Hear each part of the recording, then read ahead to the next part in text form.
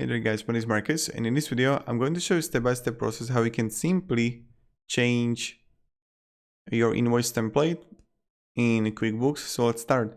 The first thing what you need to do is just go to top right to settings, and then you're going to see custom form styles. Click on it.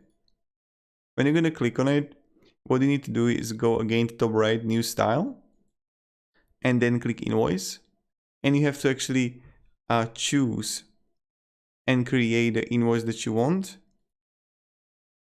to something else, right? I'll change the content and everything. I'm not going to make video on this thing because like it's simple in my opinion. You just edit the content, what you want to have in it, what you don't want to have in it, and click done. And then when you're going to create an invoice and everything, you can simply choose it, right? So that's what you can actually do and how you can actually do it. See, customize, and I can simply choose the invoice. And this is how you can do it.